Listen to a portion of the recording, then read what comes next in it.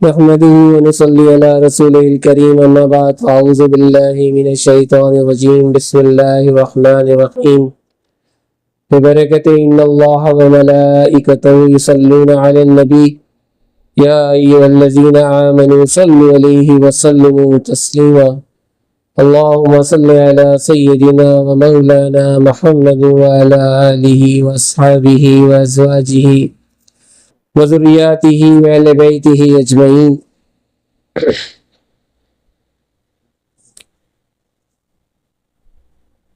گزشتہ ہفتے جو ہمارا ٹاپک تھا شریعت، طریقت اور حقیقت، اسی کو ابھی ہم کنٹینیو کریں گے کیونکہ یہ ٹاپک اٹ سیلف اپنے اندر بہت ڈیپتھ رکھتا ہے۔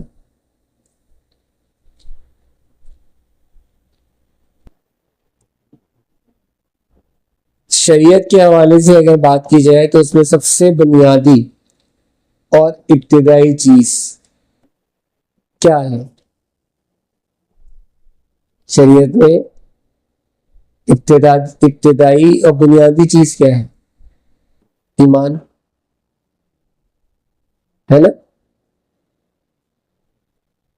بغیر ایمان کے کوئی چیز ممکن ہے؟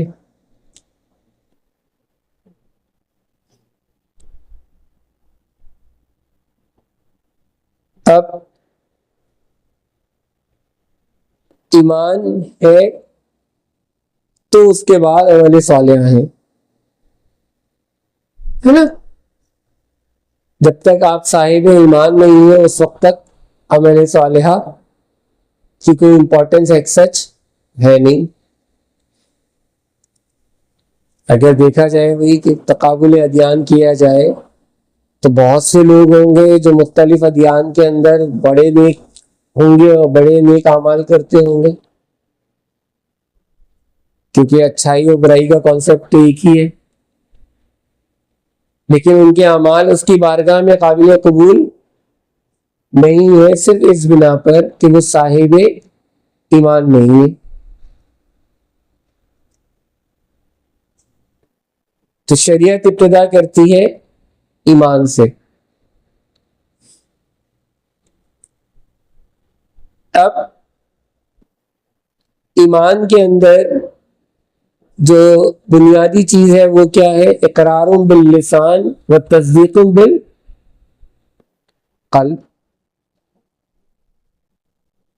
بچپن سے یاد کرایا جاتا ہے، نہیں یاد کرایا جاتا ایمان مفصل ایمان اجمل کے اندر کہ اللہ تبارک و تعالیٰ کو تمام اس کے اوصاف کے ساتھ اقرار بھی کرتا ہوں اور تصدیق بھی کرتا ہوں۔ اقرار زبان سے کرتا ہوں اور تصدیق قلب سے کرتا ہوں۔ اب قولن اقرار سے جو کیا جا رہا ہے وہ قولن ہے، تو وہ جو میں قولن کر رہا ہوں وہ تو سنائی بھی دے رہا ہے نا، اور دوسروں کو نظر بھی آ رہا ہے، ایسے ہی ہے نا کہ نہیں؟ لیکن جو تصدیق بالقلب ہے وہ کسی کو نظر آ سکتا ہے یا اس کو کوئی دیکھ سکتا ہے؟ نہیں دیکھ سکتا ہے نا؟ کوئی دیکھ سکتا ہے؟ نہ ہی اس کے دیکھنے کا کوئی پیمانہ ہے کہ آدمی اس کو دیکھ سکے۔ کوئی بھی آدمی کسی کے قلب میں نہیں دیکھ سکتا۔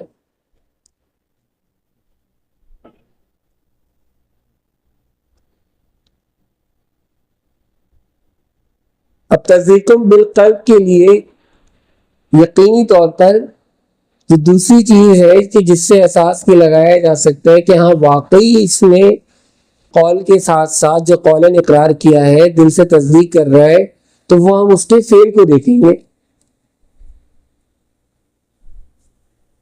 ہے نا؟ کہ اس نے جو اقرار کیا ہے اس اقرار کے ساتھ ساتھ یہ اس کا فعل کیسا ہے۔ کہ اس کے قول و فعل میں تضاد تو نہیں ہے؟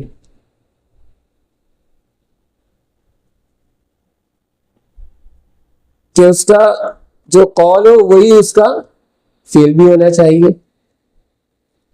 تو جب اس نے ایمان لے آیا تو ایمان کے بعد جہاں جہاں جڑی ہوئی دوسری چیز ملے گی وہ کیا ملے گی؟ عمل صالح. الا الذین آمنوا وعملوا الصالحات، ہے نا، کہ سوائے ان کے جو ایمان لائے اور اس کے ساتھ انہوں نے عمل صالح کی. یعنی تمہارے ایمان کی کسوٹی کیا ہے؟ تمہارے لیے عمل صالح. اب خالی یہ نہیں ہے کہ تم ایمان لے آؤ اور تمہارے لیے وہ کافی ہے، ایسا ہے نہیں ہے. اور اسی چیز کو بحث کرتے ہوئے اس سورہ اصل میں مختصراً بیان کر دیا، والعصر ان الانسان لفی خسر الا الذین آمنوا. قسم ہے زمانے کی کہ انسان خسارے میں، چاہے کسی زمانے کا انسان ہو وہ خسارے میں، الا الذین آمنوا سوائے اس کے جو ایمان لائے. اچھا ایمان لائے کافی کہانی، عمل صالح بھی کرو. اب عمل صالح کے ساتھ ساتھ کیا کرو؟ وتواصوا بالحق وتواصوا بالصبر. اب حق کا ساتھ دو، ٹھیک، یہ پھر عمل سے آ گیا جو ظاہراً نظر آ جائے گا کہ جب تم حق کی تلقین کرو گے تو قول ہے نا، یا حق پر کھڑے ہوگے تو عمل ہے تمہارا جو ظاہر ہو جائے گا. چھپ تو نہیں سکتا. اگر حق بات کی تلقین کرو گے اور حق کے ساتھ کھڑے ہوگے یا حق پر کھڑے ہوگے تو ظاہر ہو جائے گا یا نہیں ہو جائے گا؟ لیکن وتواصوا بالصبر، اب کچھ صبر کو دیکھ سکتا ہے؟ صبر کو دیکھنے کا کوئی پیمانہ ہے؟ تو اب جو صاحبان شریعت جو طریقت کا انکار کرتے ہیں کہ اکثر طریقت کوئی چیز نہیں ہے، تب اگر ان سے پوچھا جائے کہ بھائی کوئی پیمانہ ایسا بتا دو کہ جس سے صبر کو پیمائش بھی کی جا سکے اور اس کو دیکھا بھی جا سکے. موجودہ دور کے اندر جو سب سے بڑا مسئلہ ہے میری دانش میں وہ صبر ہے. یہ ناپید ہوتا جا رہا ہے. سب سے بڑا فقدان ہے اس وقت صبر کا. ہر شخص بے صبر ہوا ہے. دوسری چیز ناشکری. اب صبر پوشیدہ ہے تمہارے اندر ہے، کتنا کرتے ہو کتنا نہیں کرتے. اب جو صاحبان صبر ہے وہ کتنا برداشت کرتے، ان کی وہ برداشت ظاہر نہیں ہوتی، لیکن جو بے صبرے ہوتے وہ ظاہر ہو جاتے. اسی طرح جو صاحبان شکر ہے وہ ظاہر نہیں ہوتے، اور جو ناشکرے وہ ظاہر ہو جاتے ہیں نہیں آتے. کیوں؟ کہ وہ اپنی زبان سے بولتے رہتے. تب یہاں معلوم ہو گیا کہ ایک کا تعلق آپ کے زبان سے اور ایک کا تعلق آپ کے دل سے. اقرار باللسان و تصدیق بالقلب. اب اگر زبان سے اقرار کر رہے ہو تو بھائی دل سے اس کی تصدیق بھی کرو. ایسا ہے یا نہیں ہے؟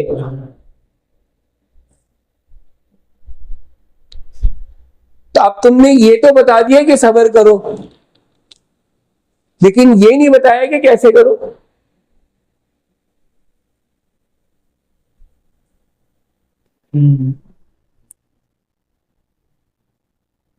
اب بڑے سے بڑے عالم ہو، منبر رسول پہ بیٹھے ہو اور تبلیغ کر رہے ہو، اور تبلیغ کرنے کے بعد یہ نہیں بتا رہے کہ بھائی صبر کرنا ہے، لیکن کیسے کرنا ہے اور کس طرح کرنا ہے؟ عملاً کر کے دکھاتے ہو یا عملاً اس میں چل کے دکھاتے ہو؟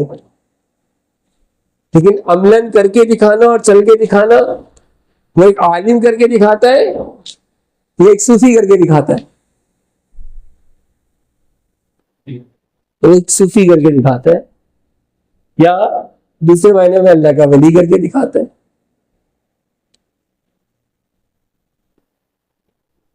اور اسی لیے اتنا بڑا کنٹریبیوشن جو دین پھیلانے میں ہے وہ ایک صوفیہ اکرام کا ہے، ان اولیاء اکرام کا ہے یا نہیں ہے؟ اور سرکار دو عالم صلی اللہ علیہ وسلم نے خود بھیجا ہے. اب اگر یہاں خواجہ صاحب تشریف لائیں تو خود تو نہیں ہے، آپ تو جانتے بھی نہیں. جب آپ کو حکم ہوا اور خواب میں بشارت تھی سرکار دو عالم صلی اللہ علیہ وسلم کی اور کہا ہند جاؤ، تو آپ نے کیا فرمایا؟ میں تو جانتا بھی نہیں. تو پھر باقاعدہ آپ کو نقشہ دکھایا گیا، بتایا گیا. پہلے کہاں سے دے رہے؟ داتا صاحب کے پاس. کہ پتہ ہے کہ پرانا ہولڈ کس کے پاس ہے؟ انڈو پاک کے اندر تخت لاہور ہے. یہاں سے چلہ کشی کروں گا، ان سے اجازت لوں گا، ان سے فیض لوں گا، اور پھر جا کے جے پال کے علاقے میں بیٹھوں گا اور اس کے سر پہ مونگ تلوں گا. کیونکہ اس وقت جے پال تھا حکمران اور اس کا گڑھ کہاں تھا؟ اجمیر شریف میں.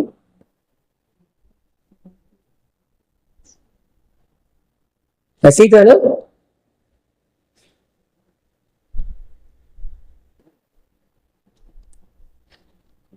تو آج یہ جو سوچنے کی بات ہے نا، جس کو سوچ کے میرا پرسنلی دل بڑا دکھتا ہے یا مجھے پرسنلی بڑا افسوس ہوتا ہے کہ یہ جو اللہ والے جب دعوت دیتے تھے اور جب یہ مسلمان کرتے تھے تو یہ اس وقت دین پڑھاتے تھے یا مسلک پڑھاتے تھے؟ یہ عملاً اور قولاً، اپنے قول سے بھی اور اپنے عمل سے بھی ان کو دین سکھاتے تھے، شریعت بھی اور طریقت بھی، اس کا ظاہر بھی اور اس کا باطن بھی، دونوں چیزیں سکھاتے تھے. اور یہی وجہ ہے کہ ان کی محبت آج تک لوگوں کے دلوں میں زندہ ہے اور ان کی عزت آج تک لوگوں کے دلوں میں باقی ہے کہ نہیں ہے؟ بھئی ایک عزت ہو جو آپ اور میں اپنی محنت سے کمائیں، چاہے پیسہ خرچ کریں، چاہے دنیا میں پیسہ بانٹیں، لٹائیں، تقسیم کریں، ہے نا، بڑی بڑی لائنیں لگوا کے لوگوں کو راشن تقسیم کیا جا رہا ہے، یہ کیا جا رہا ہے، وہ کیا جا رہا ہے کہ جناب نام ہو جائے ذرا سا. اور ایک عزت وہ جو وہ قل اللہ مالک الملک و تؤتی الملک میں وہ عطا کرے جو بادشاہوں کا بادشاہ ہے. تو میری اور آپ کے ہاتھ کی کمائی بھی عزت وہ وقتی ہے، جیسے آتی ہے اس سے کہیں تیزی کے ساتھ دنیا اس کو ذلیل کر کے دفع برباد کر دیتی ہے. اب تو کوئی مشکل بھی نہیں ہے، سمجھنے میں بالکل آسان ہے. کتنی تیزی سے آئی اور کتنی تیزی سے چلی گئی، کوئی سوچ سکتا تھا کہ ایسے الٹا ہو جائے گا؟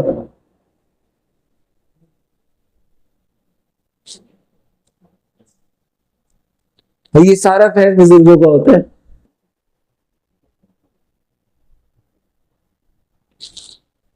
کہ جب نمرود و فرعون نہیں رہے تو کسی کی میں باقی نہیں رہتا. تکبر تو اس کے چلتا ہی نہیں ہے، متکبر صرف میرے خالق کی ذات ہے. ہمارے لیے صرف اور صرف عاجزی اور انکساری ہے بس. تکبر تو کر ہی نہیں سکتے. جس نے بھی تکبر کیا وہ گیا, جس میں بھی میں آئی وہ تباہ ہو گیا. ایسا ہے یا نہیں ہے؟ اچھا, اب وہ آنے والے سے یہ تک سوال نہیں کر رہے کہ بھائی تم مسلمان بھی ہے یا نہیں ہے.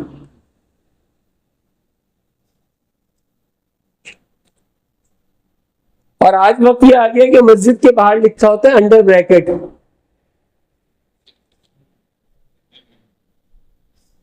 مسلک بریلوی, حنفی دیوبندی, حنفی بریلوی, ایسے ہی ہے نا.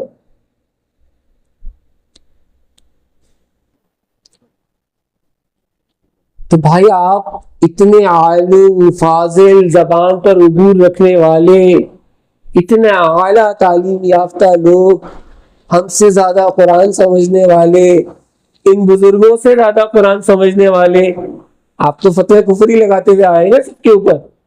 غوث پاک پر 500 فتوی کفر لگائے, ابن عربی پہ 1000 فتوی کفر لگائے آپ نے.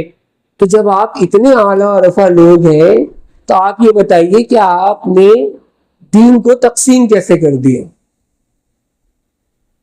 افسوس ہوتا ہے یا نہیں ہوتا کہ وہ دین جو جس کے لیے وہ قرآن کے جس میں واضح لکھا ہوا ہے سورہ بقرہ دوسری سورہ پہلی آیت ذالک الکتاب لا ریب فیہ, ہے نا.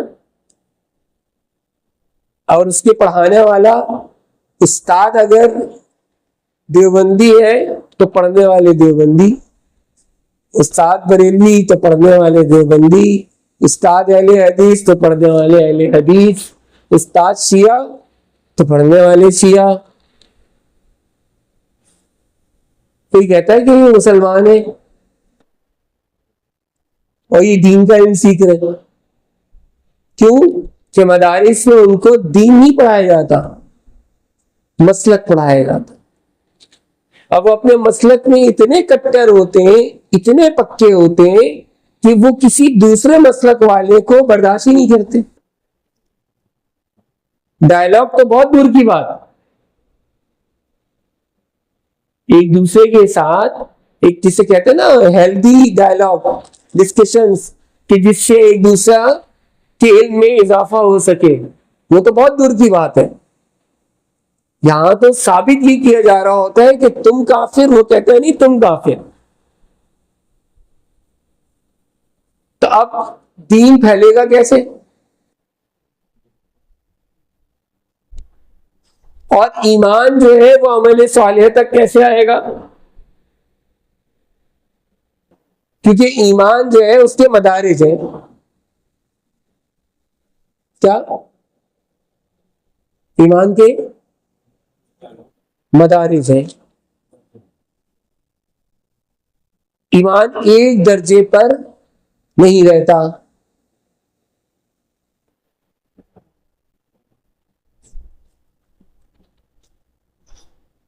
اور چیلنج کے ساتھ کہتا ہوں کہ پوری قرآن میں سورہ فاتحہ سے لے کے سورہ ناس تک دیکھ لیں, کوئی آیت سوائے ایک آیت کے, سورہ مائدہ آیت نمبر یہ میں نے نکال کے رکھے, آیت نمبر 93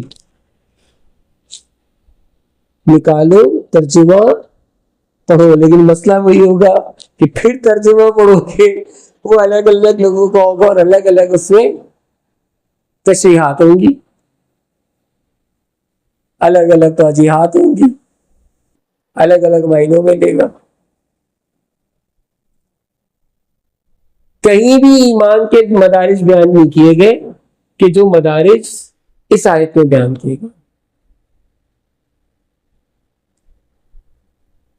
اور یہی وہ آیت ہے جو تصوف کو یعنی سلوک کو صحیح معنوں میں بیان کرتی.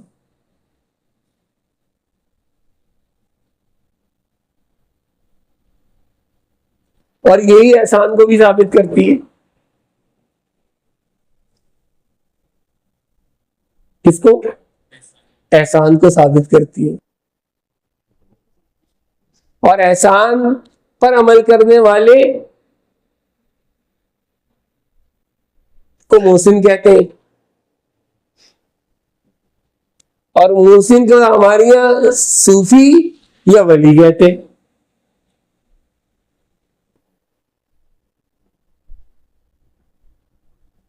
جو احسان پر عمل کرے وہ کیا ہے؟ محسن۔ اور اس محسن کو ہم یا تو صوفی کہتے ہیں یا ولی کہتے ہیں یا اللہ والا کہتے ہیں۔ اب اس آیت میں اللہ سبحانہ و تعالیٰ جو ہے وہ ایمان کے درجے بیان کر رہے ہیں بار بار کہ دیکھو تم میں سے وہ لوگ جو ایمان لائے اور عمل صالحات کیے، اور ایمان لانے سے پہلے انہوں نے جو حرام کام کیے یا حرام کھایا یا پیا، وہ سب کیا؟ معاف۔ جب تک کہ آیت حرمت نازل نہ ہوئی اس سے پہلے جو کچھ کیا تم نے وہ سب کیا ہے؟ معاف۔ تو یہ کیا ہے؟ پہلا درجہ، فرسٹ اسٹیپ، ایمان، اور ایمان کے ساتھ کیا؟ عمل صالح۔ اچھا حرام کے لیے ایک بات بتا دوں، دیکھو دنیا میں کوئی چیز حرام نہیں ہے۔ اب اگر کوئی عالم سنے گا ہو سکتا ہے بعد میں فتوی لگا دے، لیکن میں ایک بات بتا دوں، دنیا میں کوئی چیز حرام نہیں ہے، بات پوری سن لینا، بعد میں کوئی فتوی لگانا۔ جب تک کہ اس کی حرمت پہ اللہ یا اللہ کا رسول کا فرمان نہ ہو جائے کہ یہ حرام ہے۔ اللہ یا اللہ کے رسول نے کہہ دیا حرام تو حرام اور حلال تو حلال، ایسے ہی ہے نا؟ اور جس کے بارے میں کوئی حکم نہیں آیا کہ نہ حرام ہے نہ حلال ہے، تو it's totally up to you, کہ اگر کھانا چاہو تو کھا لو، نہیں کھانا چاہو تو نہ کھاؤ، ایسے ہی ہے نا؟ یعنی ابتداءً جو بات کی میں نے کہ بھائی ویسے اٹ سیلف کوئی چیز نہیں ہے، لیکن جب تک کہ اللہ اور اللہ کے رسول کا حکم نہ آ جائے۔ جب حکم آ گیا، اب قرآن میں اگر آیت نازل ہو گئی تو وہ کیا کہلاتی ہے؟ نص قرآنی۔ نص کہتے ہیں واضح حکم کو، آیت کو، تو اس کو نص قرآنی کہتے ہیں، ٹھیک ہے نا؟ اب اگر نص قرآنی واضح طور پر موجود ہے تو وہ حرام۔ اسی طرح سے اگر سرکار دو عالم صلی اللہ علیہ وسلم نے فرما دیا تو بھی حرام۔ اب جس چیز کو حلال کہہ دیا وہ حلال، جس کو حرام کہہ دیا وہ حلال۔ تو اب جس کی حرمت آ گئی تو پہلے تم نے جو کچھ کیا وہ معاف۔ تو اب یہ اس وقت تک کے لیے نہیں ہے، آج بھی اگر کوئی غیر مسلمان ہوتا ہے اور کلمہ پڑھتا ہے نا، تو یہ آیت اس پر بھی ایز اٹ از لاگو ہوگی کہ دیکھو تم نے ابھی اگر کلمہ پڑھا تم ایمان لے آئے، اس کے ساتھ تم نے کیا کیا؟ عمل صالح کیے، تو اب گزشتہ زندگی میں تم نے جو کچھ کیا وہ سب کیا ہوا؟ معاف۔ لیکن ایمان کے ساتھ ساتھ تمہیں کیا کرنا ہے؟ عمل صالح کرنا ہے۔ تو یہ کیا ہوگی؟ پہلی کیٹیگری، اسٹیپ 1 ہو گیا۔ اب اس کے بعد جو اسٹیپ 2 ہے اس کے اندر اللہ تعالیٰ نے دوسری چیزیں ایڈ کر دی۔ دوسری کیا چیز ایڈ کر دی؟ واتقوا وآمنوا وعملوا الصالحات۔ اب وہ لوگ ہیں جو تقوی بھی رکھتے ہیں، ایمان بھی اور عمل صالح بھی۔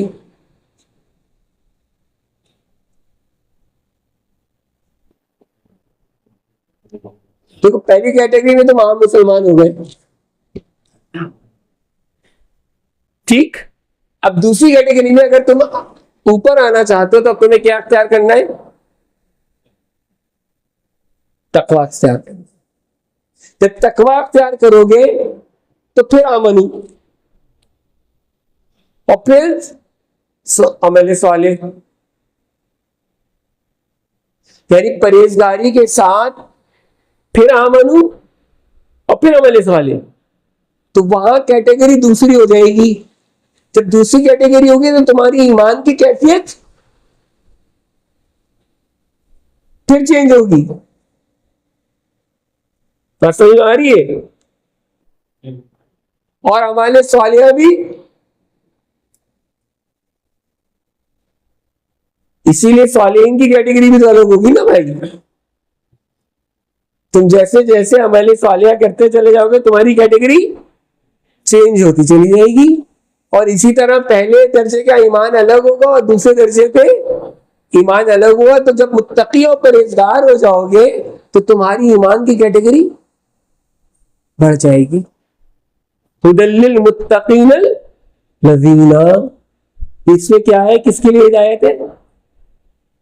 مومنوں کے لیے ہدایت ہے. کون سے مومن؟ یہ بھی تو مومنوں کی بات ہو رہی ہے. ہدی للمتقین، کہ جو تقوی پرہیزگاری اختیار کریں. اب ان کی کیٹیگریز کیا ہے؟ ان کی کوالٹیز کیا ہے؟ ہدی للمتقین الذین یؤمنون بالغیب ویقیمون الصلاۃ ومما رزقناہم ينفقون. یہ کوالٹیز ہیں ان کے اندر.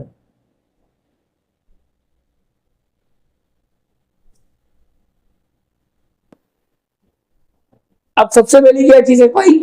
یہ وہ تو ہدی للمتقین ہے بھائی. ہدی للمتقین تو وہ ہوگا نا جو ایمان بھی لا چکا، عمل صالح بھی کر چکا. جب ایمان لا چکا تو نماز سے سب سے پہلے پھر کہا جا رہا ہے ہدی للمتقین الذین یؤمنون بالغیب، پھر ایمان لا رہا ہے غیب پر.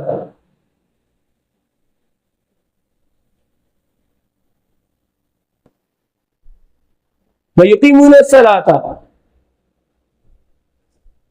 نماز پڑھ رہا ہے، نماز قائم کر رہا ہے.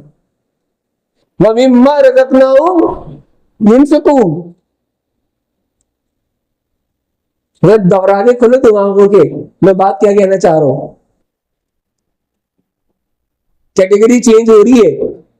اسی لیے میں نے پہلے ولاسر میں دعوت دے کے بتایا کہ وہاں دعوت دی تمہیں کیا کہا کہ عمل صالح کرو، ایمان لاؤ اور عمل صالح کرو، خسارے سے بچ جاؤ گے. لیکن کیا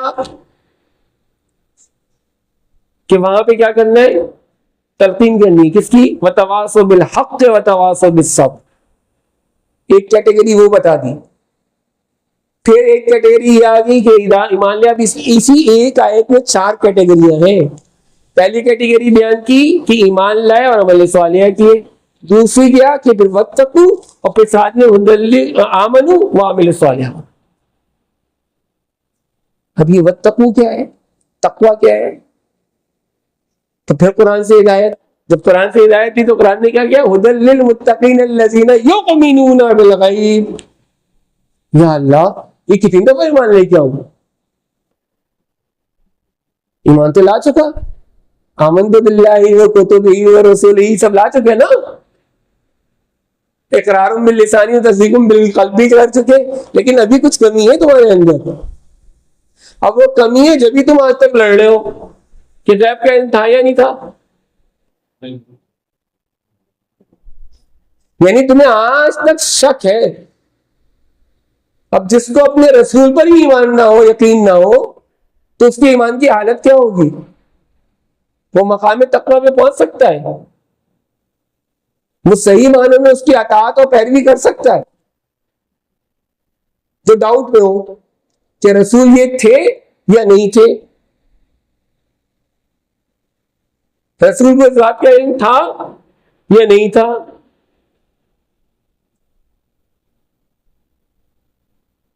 میں وہ موسیٰ کے سامنے 350 یا 400 پاسے پھینکے، سب سانپ بن گئے. اللہ نے کہا موسیٰ اپنا عصا پھینک دو. پھینک دیا. سب نے کیا کہا؟ اے موسیٰ تیرا رب سچا. سب مسلمان ہو گئے. فرعون کی حالت خراب ہوئی ہے نہیں ہوگی کہ یہ سارے کے سارے تو پلٹ گئے بھائی. کیوں کہ ان کو پتا تھا کہ یہ جادو جو ہے یہ ہمارا میکسیمم تھا، اس سے آگے دنیا میں کوئی جادو ہو نہیں سکتا. اب یہ جو کچھ دکھا رہا ہے یہ یقینی طور پر کوئی معجزہ ہے جو کسی انسان کا نہیں ہو سکتا. اب اسی طرح سے کیا ہوا کہ جب خواجہ معین الدین چشتی اجمیری رحمۃ اللہ علیہ جا کے ڈیرا ڈالتے ہیں ہاں زیر میں، تو کون آتا ہے سامنے؟ جے پال. آیا نہیں آیا اور اڑ رہا ہے ہوا پہ. تو آپ خود اٹھے، آپ خود اٹھے، کس کو اشارہ کیا؟ پتی کھڑا ہو تو دیکھ رہی ہے اس کو اڑتے ہوئے، وہ گئی اس کے سر کے اوپر برسنا شروع ہوئی اور ٹپک ٹپک ٹپک ٹپک کر کے اس کو تار کے نیچے لے آئی. وہ ہاتھ جوڑ کے کھڑا ہو گیا، بھائی جس کی جوتی نہیں طاقت میں اس سے کیا مقابلہ کروں گا.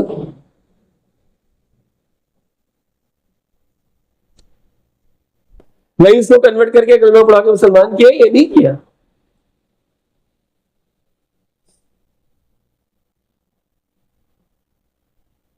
اب جو اوصاف یا کمالات گزشتہ بنی اسرائیل کے انبیاء میں تھے وہ سرکار دو عالم صلی اللہ علیہ وسلم کی امت کے اولیاء کرام میں موجود ہے یا نہیں ہے؟ اور یہ حدیث میں بھی موجود ہے.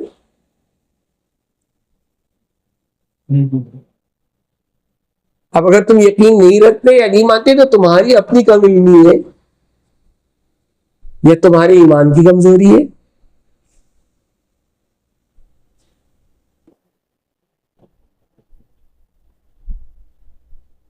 اور کیا کہہ سکتے ہیں؟ ہم نے تو کہا نا کہ پہلا ایمان یہ کہ ایمان لے آؤ اور عمل صالح کر لو. اب دوسرا ایمان پھر ہو رہا ہے کہ تقوی اختیار کرو، آمنو عمل صالحات، پھر ایمان اور عمل صالح کرو. اب جب کہا تقوی کے بعد ایمان اور عمل صالح کیا تو سمجھنے کے لیے پھر جب قرآن کھولا، پہلی آیت دوسری آیت پڑھی تو وہاں پھر آ رہا ہے ھدی للمتقین الذین یؤمنون بالغیب ویقیمون الصلاۃ ومما رزقناہم ينفقون. تو وہاں پھر آ رہا ہے کہ یہ جو ھدی للمتقین ہوتے یہ پہلے ایمان لاتے کس پر؟ غیب پر. تیری کیٹیگری الگ ہے، عام مومن نہیں ہے، لیکن یہ پھر ایمان لے کر آتے غیب پر. یعنی کسی منزل اور مشاہدے پر پہنچتے اور وہاں جانے کے بعد ان کا ایمان کسی دوسرے درجے پہ پہنچتا ہے اور اس درجے پر پہنچنے کے بعد یہ یقین کی منزل پر آتے ہیں. تو جب یقین کی منزل پر آ جاتے ہیں اور اس غیب جو کسی ہم سب کے لیے غیب ہوتا ہے ان کے لیے غیب نہیں ہوتا، تو وہ یؤمنون بالغیب جو تمہارے لیے اب تک غیب ہے ان کے لیے وہ غیب جو بھی ایمان لیا ہے یؤمنون بالغیب. ابھی تقوی، ایمان اور پھر عمل صالح، دو شرطیں، تین شرطیں آ گئی یہاں پہ ایمان والوں کے لیے. پہلے میں دو شرطیں آئیں، اس کے بعد دوسرے میں تین شرطیں آ گئی تقوی کے ساتھ ایڈ کر دیا نا تقوی.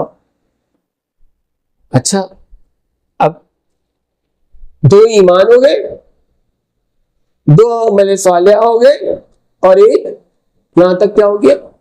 تقوی ہو گیا. اب اس کے بعد آیت آگے چلی، جب آگے چلی آیت تو اس کے بعد اللہ تعالیٰ فرماتے ہیں ثم اتقوا وآمنوا ثم اتقوا. اب سے تقوی اور ایمان یہ کیا کرتے ہیں کہ یہ صاحبان تقوی ایمان لائے اور پھر صاحبان تقوی ہوئے.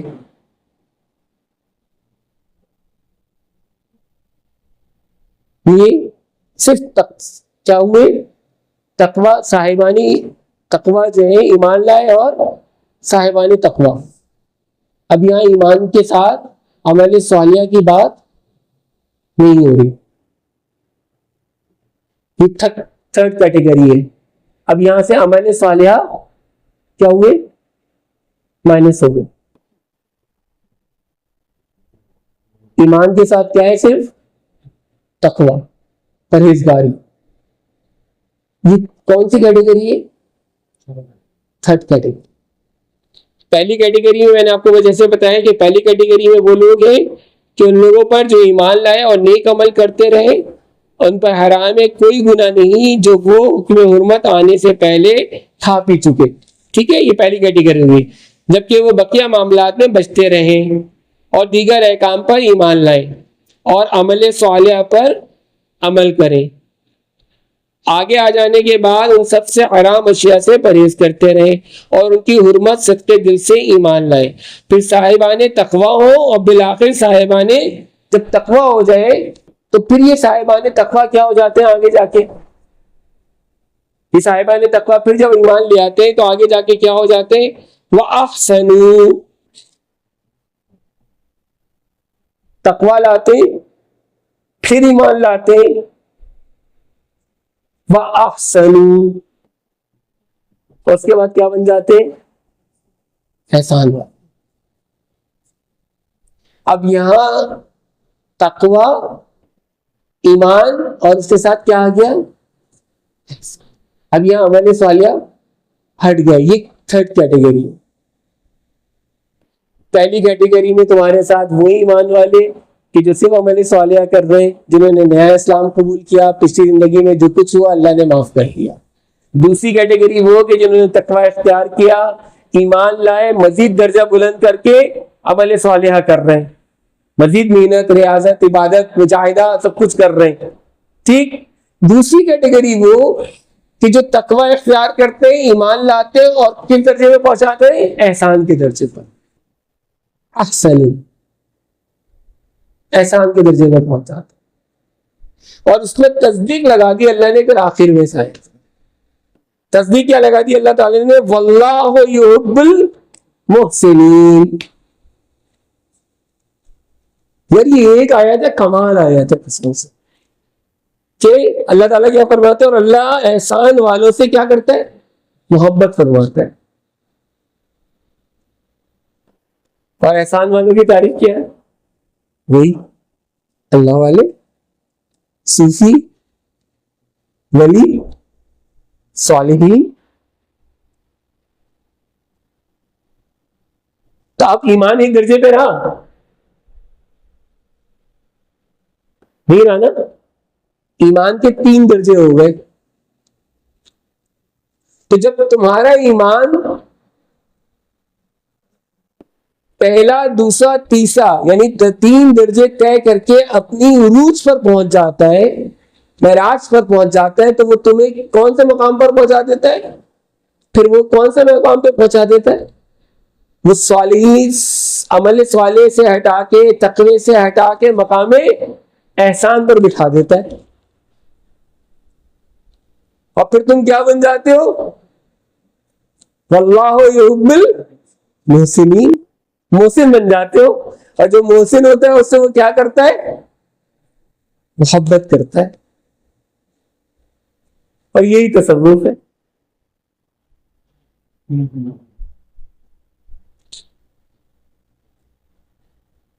بات سمجھ آ گئی؟ اب ہم کیا سمجھتے ہیں کہ ہم نے ایک دفعہ کلمہ پڑھ لیا اور ہمارے لیے کافی ہو گیا. اب یہ جو ہم مرشد کے ہاتھ میں بار بار تجدید ایمانی، بار بار تجدید ایمانی کرتے ہیں، کیوں کرتے؟ ایک تو اس ڈر کے مارے کہ ویسے تو روز تجدید ایمانی کر کے سو آدمی، کچھ پتہ نہیں ہوتا دن بھر میں کیا خرافات بدلے اور بکتے.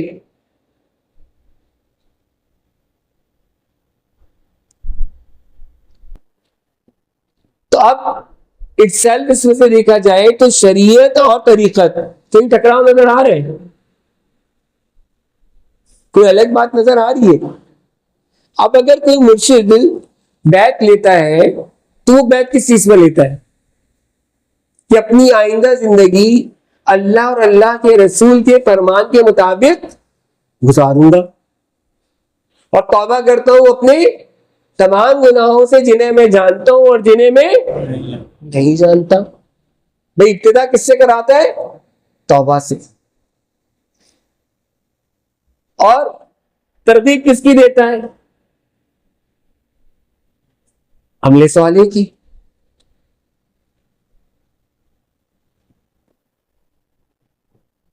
راغب کس طرف کرتا ہے کہ تم بھائی اگر صاحبان شریعت ہو, تم شریعت پر اگر عمل کرتے ہو تو ساتھ ساتھ طریقت پہ عمل کرو. کہ اگر تم اپنی ظاہری صفائی کا خیال رکھتے ہو, طہارت کا اہتمام کرتے ہو, تو کیا تم نے اپنی باطن کی طہارت کا اہتمام کیا ہے؟ تم بڑے اہتمام کے ساتھ وضو تو کرتے ہو, لیکن تم نے کیا یہ سنا نہیں ہے کہ تمہارے اعضاء تمہارے خلاف گواہی دیں گے؟ تو کبھی جب تم ان آنکھوں کے ساتھ بدنگاہی کر رہے ہو تو جیسے میں نے پچھلے ہفتے بتایا کہ کم سے کم عذاب یہ ہوگا اس بدنگاہی کا کہ تم بے ایمان مرو گے, اور جب بے ایمان مر گئے تو کیا ہوگا کہ کوئی شفاعت نصیب نہیں ہوگی. جب مرتے وقت کلمہ نصیب نہیں ہوگا تو بے ایمان مر گئے, اور جب بے ایمان مر گئے تو شفاعت بھی گئی, سب کچھ گیا. اب تم رگڑ کے سب پتہ نہیں کتنے دھونے سے مہنگے صابن سے منہ دھوتے رہو, جسم کو اپنے دھوتے رہو, سب کچھ کرتے رہو, لیکن تمہارے اندر تو غلاظت بھری ہوئی ہے. یہ ہاتھ تم نے اپنے گندے کیے ہوئے, اب بظاہر ہاتھوں کی تو تم صفائی کر لو گے, لیکن جو اعمال ان ہاتھوں کے ذریعے کیے ہوئے ان کا کیا کرو گے؟ اچھے سے اچھے ٹوتھ برش, پیسٹ اور برش سے اپنے منہ اور دانت تو صاف کر لو گے, لیکن وہ لقمے جو حرام اس کے ذریعے تم نے کھائے ہیں,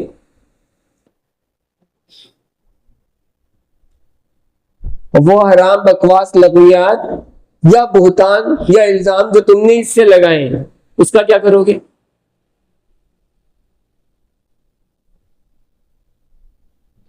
تو شریعت طریقت جو ہے وہ شریعت کی لونڈی ہے, یعنی جو صاحب شریعت ہوگا وہی طریقت پر عمل کرے گا. لیکن طریقت کیا ہے کہ اس کے ظاہر کے ساتھ ساتھ اس کے باطن کی بھی محنت کراتی ہے, ریاضت کراتی ہے, اس کی توجہ دلاتی ہے کہ بھائی خالی اس پہ توجہ نہ دے, اس پہ بھی دے, ورنہ پکڑا جائے گا, پھنس جائے گا.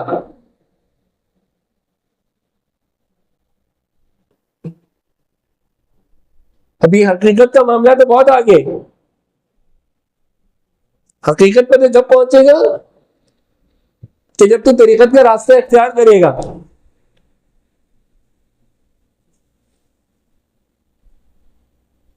کہ جب تیرے اندر خواہش پیدا ہوگی کہ پہلے تو اس کو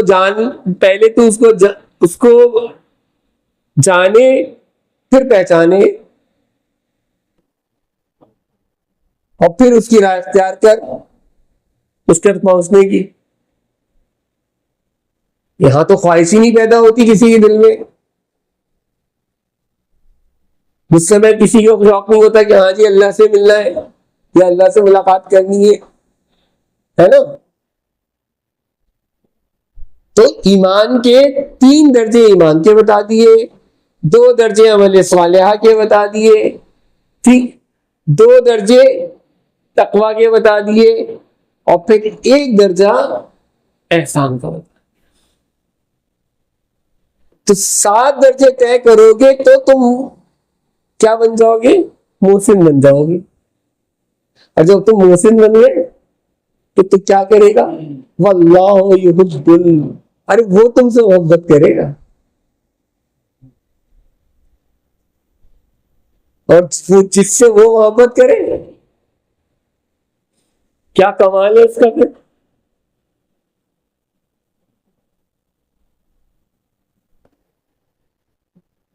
پھر تو وہی ہے نا کہ وہ جس سے محبت کرتا ہے تو وہ اس کی آنکھ بن جاتا ہے, اس کی زبان بن جاتا ہے, اس کی کان بن جاتا ہے, اس کے ہاتھ بن جاتا ہے. ایسی ہے نا. پھر کوئی مسئلہ تھوڑی ہوتا ہے, نہ اس کے لیے دیکھنا کوئی مسئلہ, نہ سننا کوئی مسئلہ, نہ اس کی جو ہے قبول ہونے میں کوئی مسئلہ.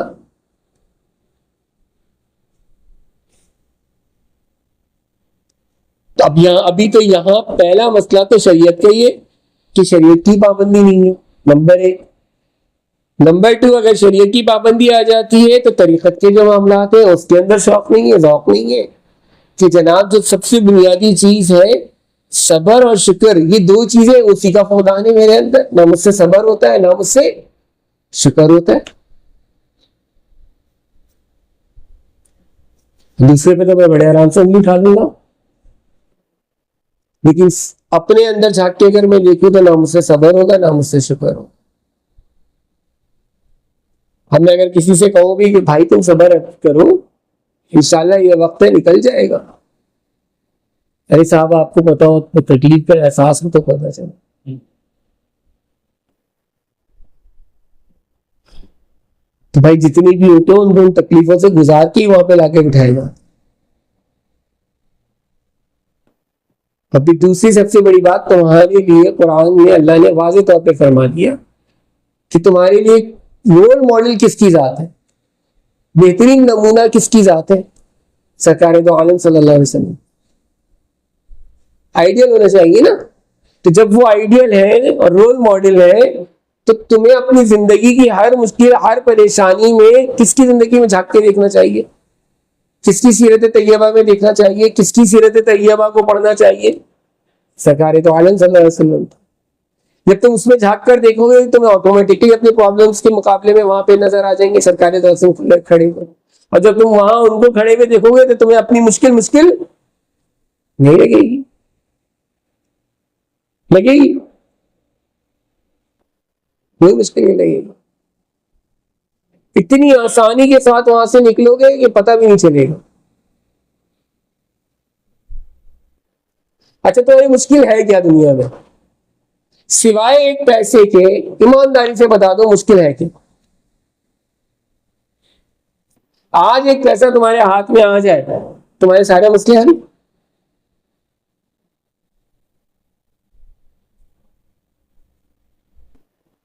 اور یہ وہ چیز ہے جس کو سرکار خود کہتے کہ میری امت کا کیا ہے، فتنہ ہے.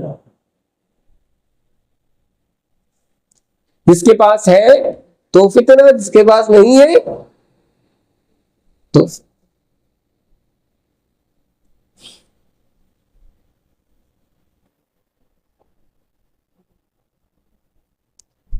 آج آپ ایک کی بیوی لڑ رہی ہے کہ جناب آپ محنت نہیں کرتے، آپ یہ نہیں کرتے، فلانا نہیں کرتے، ڈھماکہ نہیں کرتے، آپ کو فکر نہیں ہے بچوں کی، ان کے فیوچر کی، کیا آپ اتنا پیسہ کر لیں اور اتنا جمع کر لیں.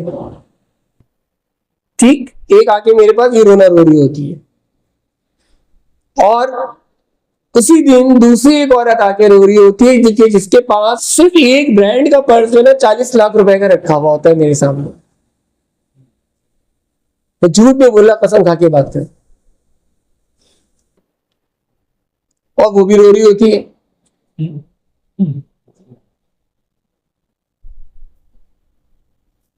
اس کا رونا بھی شوہر ہوتا ہے اور اس کا رونا بھی شوہر ہوتا ہے. اس کا رونا یہ ہوتا ہے کہ میرا میاں پیسہ کما کے نہیں لاتا اتنا کہ میں اپنے گزارا صحیح طرح سے کر سکوں، اور اس کا رونا یہ ہوتا ہے کہ میرے پاس دنیا کی ہر نعمت ہے، سب کچھ ہے، لیکن میرے پاس میرا شوہر نہیں ہے. دنیا میں جہاں چاہوں ٹریول کر سکتی ہوں، دنیا کے جس برانڈ پہ چاہوں شاپنگ کر سکتی ہوں، سب سہولتیں مجھے پرووائڈ کی ہیں ڈاکٹر صاحب اس نے،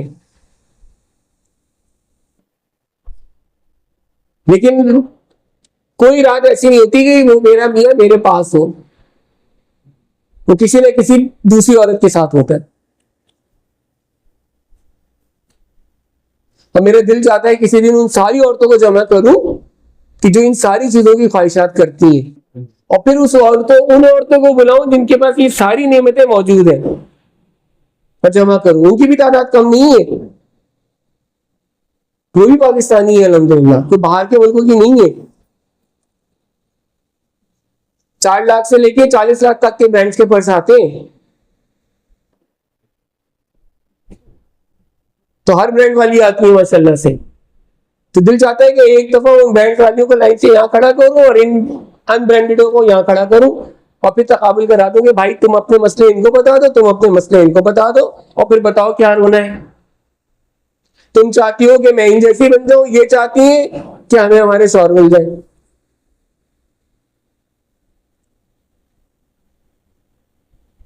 اور رونا کیا ہے؟ پیسہ. ان کے پاس پیسہ ہے تو مصیبت، اور ان کے پاس پیسہ نہیں ہے تو مصیبت. پیسہ ہے پر اتنا نہیں. پیسہ ہے اتنا نہیں ہے کہ سیونگ کریں کہ کل کیا ہوگا. کیا آپ بچوں کی خواہشات پوری نہیں کر سکتے؟ خواہش اور ضرورت میں تو بہت فرق ہے بھائی. اگر خواہشات پوری کرنے پہ آتے تو کسی کی بھی پوری نہیں ہوتی. ہماری تو کوئی خواہشات پوری ہوتی نہیں تھی اگر ایک زمانے میں دیکھا جائے تو. ہم تو خواہش رکھتے ہی نہیں تھے، بلکہ زیرو ہوتی تھی. سال میں ایک جوتا، ایک چپل، 2 جوڑے، اور وہ آتے تھے جب تو وہ بار بار رات کو اٹھ کے جاتے تھے، نکالتے تھے، دیکھتے تھے، رکھتے تھے، پھر آ کے رکھ دیتے تھے، پھر نکالتے تھے، دیکھتے تھے. رات کو نیند نہیں آتی تھی کہ نئے جوتے آئیں.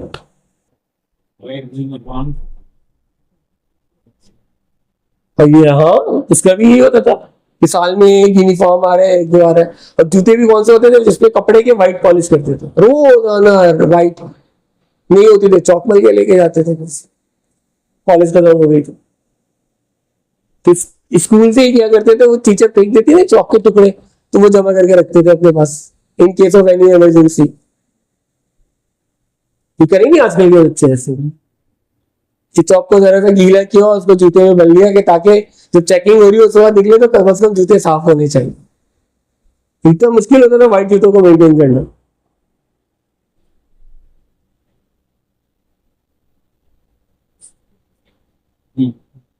کپڑے ہی ہوتے تھے وائٹ یار. ہاں وہی پورے سال چلانے پڑتے تھے، اگر سوراخ ہو جائے کچھ بھی ہو جائے ایک سال میں ایک ہی دفعہ ملے گا. لیکن بھائی مطلب اتنا بڑھتا چلا جا رہا ہے، وہ دماغ خراب کرنے ہمارا اپنا ہاتھ کسی ہے.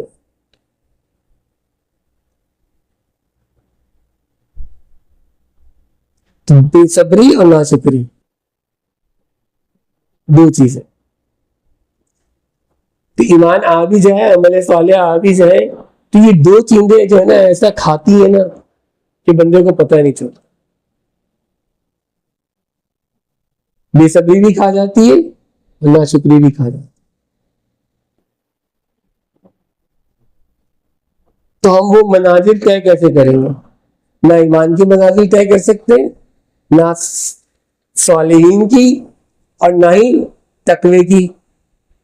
تو محسن بننا تو بہت دور کی بات کہ احسان کے درجے پہ پہنچے.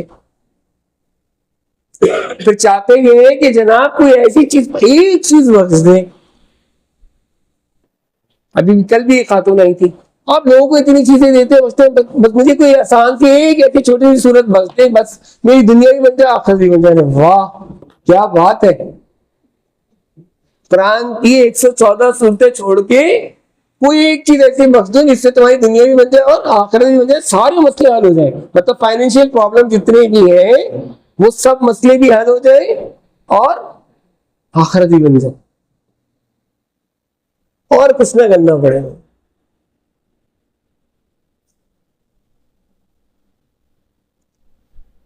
میں نے کہا بہن ایک کام کرو کہ یا تو ایک کتاب خریدو جس میں امہات المومنین کی زندگی کے بارے میں واقعات پڑھ لو، یا سیدہ سلام اللہ علیہ کے بارے میں پڑھ لو، یا صحابیات کے بارے میں پڑھ لو کہ ان کی زندگیاں کیسی گزری تھی، اور اس کے بعد پھر آ کے اس سے بات کر لو. کیونکہ میرے پاس کوئی ایسا نقشہ موجود نہیں. کوئی اللہ کا ولی بڑا ہوگا کوئی دے سکتا ہے، میرے پاس کم از کم نہیں ہے. میں بڑا گناہگار آدمی ہوں، میں ایسا کوئی نقشہ نہیں دے سکتا کہ میں تمہیں ایک چھوٹی سی صورت دے دوں کہ جس سے جو ہے معاملات حل ہو جائے. نہیں فلانی دفعہ ایک آئی تھی تو اس نے بتایا تھا، آپ نے اس کی قائد بخشی تھی تو اس کے تو سارے کام حل ہوتے چلے گئے. میں نے اس کے معاملات دوسرے تھے، اس کو آیت میں ایک صورت دی تھی، اور وہ صورت کے بھی پڑھنے کے خاص طریقے تھے، ایک خاص وقت تھا جو اس کو دیا تھا کہ جو اس وقت کے مسئلے مسائل تھے اس کے حل ہو جائے. اب سارے مسئلے تو نہیں حل ہوئے تھے، اس کو جو اس وقت کے موجودہ مسئلے تھے وہ حل ہو گئے تھے. ایسے تو 10,000 مسئلے تمہارے بھی حل ہو چکے، لیکن تعلق کیا ہے؟ صرف پیسے سے. وہ پہلے ایک مثال ہوتی تھی کہ ہاں 56 کروڑ کی چوتھائی مل جائے تو ہمارے لیے کافی ہے. آج تو 56 کروڑ کی مل جائے تو نہ کافی ہے.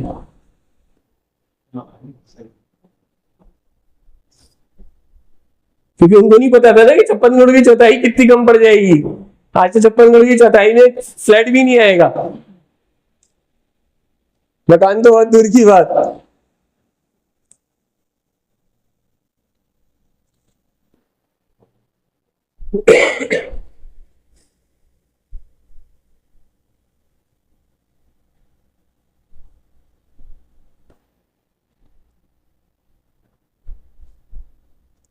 تو اپنے اندر جو ہے انسان صبر کرنا سیکھے, اور صبر کا تعلق وہی باطن سے ظاہر سے تو ہے. پہلی بات, اب صبر آئے کیسے؟ ہاں, برداشت آئے کیسے؟ ٹالرنس لیول پیدا کیسے کریں؟ کیونکہ ٹالرنس تو ختم ہو چکی ہے نا, زیرو پہ آ چکے ہیں ہم ہر لحاظ سے. مطلب ہر جگہ ہمارا بیہیویئر ایٹیٹیوڈ ڈفرینٹ ہوتا چلا جاتا ہے. کیوں کہ پتہ ہے کہ یہاں یہ بیہیویئر دکھایا تو سامنے والا تو ایسی کی تیسی کر دے گا. وہ بھی تو سوئنگ ہوتے ہیں نا ہمارے ہر لیول پر. ہمارے 3 رویے 4 رویے موجود ہیں. باہر کچھ اور ہوگا, آفس میں کچھ اور ہوگا, مارکیٹ میں کچھ اور ہوگا, گھر میں آئیں گے وہ کچھ اور. تو جس کا جہاں جو زور چلتا ہے وہ اسی حساب سے اپنا بیہیویئر میں ایٹیٹیوڈ اپناتے ہیں.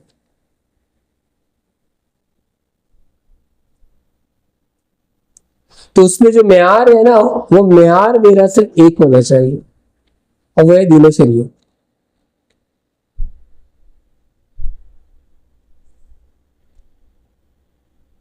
کہ میں خود عمل کروں شریعت پہ اور میرے گھر والے شریعت پہ پابند ہوں, بس. اور حق بات کہو اور حق بات سنو, اور حق پہ قائم رہو, اور حق کے ساتھ کھڑا رہو, بس. جب وہ کروں تو اس کے ساتھ اللہ نے خود حکم دے دیا کیا کرو, تو وتواصوا بالحق پہ وتواصوا بالصبر. پھر اس کے بعد اس نے ایک اور جگہ کہہ دیا, کیا کہہ دیا, تمہارے پر مصیبت آئی, تمہارے پر پریشانی آئی, تم پریشانیوں میں گر گئے, پھنس گئے, کیا کرو گے؟ قرآن سے پوچھا, قرآن نے صرف ایک جواب دیا, اور حل اس نے صرف 2 بتائے, وَاسْتَعِینُوا بِالصَّبْرِ وَالصَّبْرِ. تیسرا حل نہیں دیا. ہم میں سے کتنے ہیں جو ان 2 سے مدد لیتے ہیں؟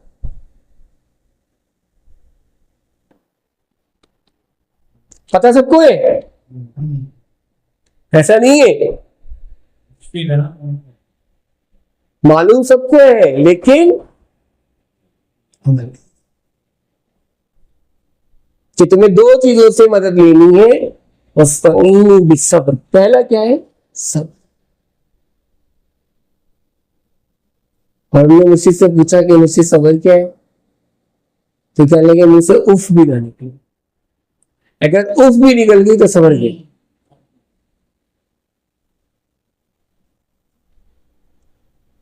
آنکھ سے آنسو بھی نہ نکلے, ایک آنکھ سے آنسو نکلا تو بھی گیا,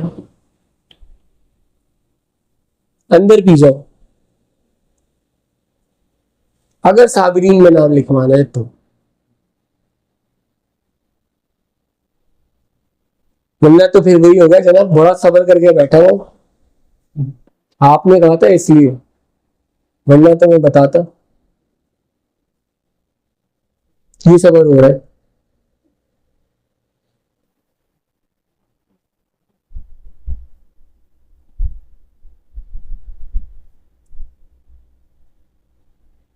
آپ نے بولا تھا نا اس لیے صبر کر کے بیٹھا ہوں, نہیں تو بتاتا میں.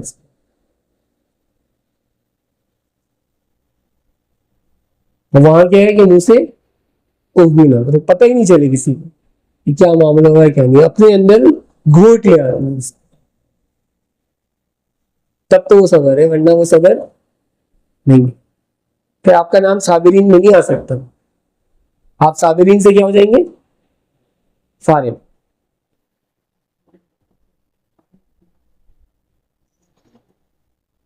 اب اپنے تئیں پہلی بات، دوسری بات اپنے تئیں اپنے آپ کو اکبر سمجھتے ہوئے اب دوسروں کو تقسیم کرتے پھرنا، یہ بھی صحیح نہیں ہے.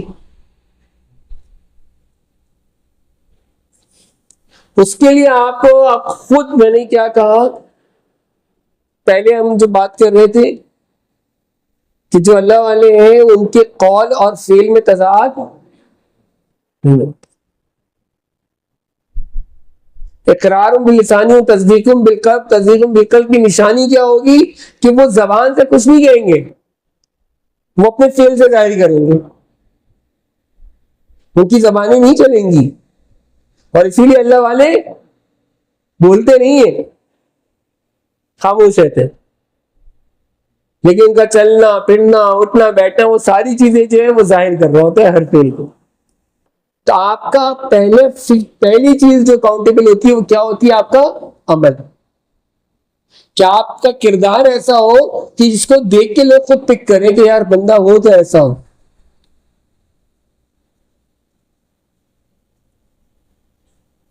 اور اگر لیکن آپ دوسروں کی اصلاح کرنے نکل گئے اور تقریریں کرتے پھر رہے اور خود فارغ پھر گئے، پھر تو ایسا لے کے جائے گا شیطان، ٹاپ سے لے آگے لے آئے گا، پھر اسفل سافلین میں لے آگے گرائے گا. اپنے کہیں آپ پہنچے ہوئے ہوں گے ساتویں آسمان پر، لیکن پہنچے ہوئے ہوں گے پتہ بھی نہیں چلے گا. اور ہوتا یہی ہے کہ میجورٹی یہ سمجھتی ہے کہ ہم بالکل صحیح ہیں، ہمارے اندر کوئی خامی برائی نہیں ہے. یقین مانے میں نے بزرگوں کو، ایسے بزرگوں کو دیکھا کہ جو دوسروں کی اصلاح کر رہے ہیں لیکن اس کا طریقہ انتہائی مختلف. ہمارے دادا پڑھتے تھے سواز شاہ صاحب رحمۃ اللہ علیہ، تو 4 نمبر نازاوت میں رہتے تھے، خیر العمل مسجد تھی وہاں پہ، وہاں نماز پڑھتے تھے. تو ان کے بالکل ساتھ جڑے رہتے تھے ہمارے دادا کے بھتیجے تھے حاجی محمد اعلیٰ صاحب. تو وہ تحریر اور یہ وہ سب کے حوالے سے کام سارا، تو وہ ہر وقت ساتھ ہوتا.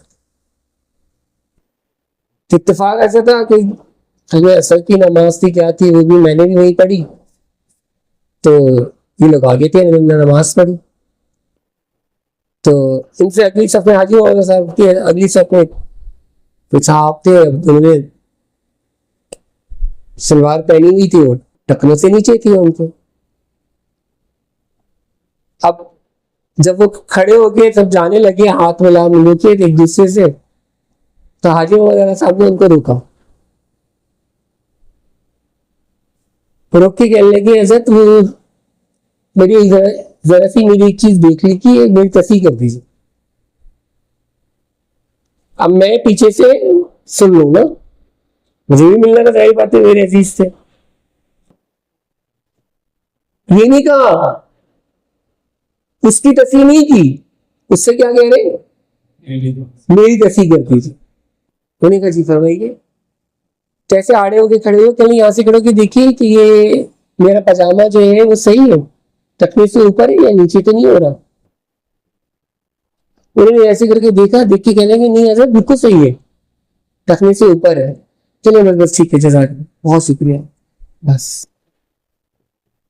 اتنا کہا پلٹ گیا. اب میں آنکھوں سے دیکھ رہا ہوں، میرے آنکھ سے آنسو نکل رہا ہے. میں نے کہا یار میں ہوتا نا تو میں تو جھاڑنا شروع کر دیتا. اور یہ ہوتی ہے تربیت کے آدمی جب صحبت میں رہتا ہے بزرگوں سے تو اس طرح سیکھتا ہے کہ اس کی دل آزاری بھی نہ ہو، اس کی دل شکنی بھی نہ ہو، اور اس تک جو میسج پہنچانا تھا وہ پہنچ بھی گیا. اب وہ آئندہ جب بھی اگر کھڑا ہوگا سوچے گا تو اس کے دماغ میں آٹومیٹکلی وہ بات کیا ہوگی، کلک کرے گی کہ یار اللہ کسی ولی نے جو ہے نا میرے ساتھ یہ معاملہ کیا تھا. اور ہمارے یہاں کیا ہوتا ہے، ہم تو فوراً چڑھ جاتے ہیں سب کچھ لے کے. چڑھتے نہیں چڑھتے. تو انسان جو کچھ اپنے فعل سے سکھا سکتا ہے نا، وہ اپنے قول سے نہیں سکھا سکتا. چاہے آپ کو اپنی اولاد کو سکھانا ہے یا دوسروں کو سکھانا ہے، اس کے لیے قول سے زیادہ ذریعہ فعل. تو اللہ تعالیٰ سے دعا کرتے ہیں کہ اللہ سبحانہ و تعالیٰ ہم سب کو جو کچھ سنا ہے اس سب پر عمل کرنے کی توفیق عطا فرمائے اور آپس میں پیار محبت اتفاق اتحاد نصیب فرمائے اور آپس میں جڑے رہنے کی توفیق عطا فرمائے وما علینا الا البلاغ.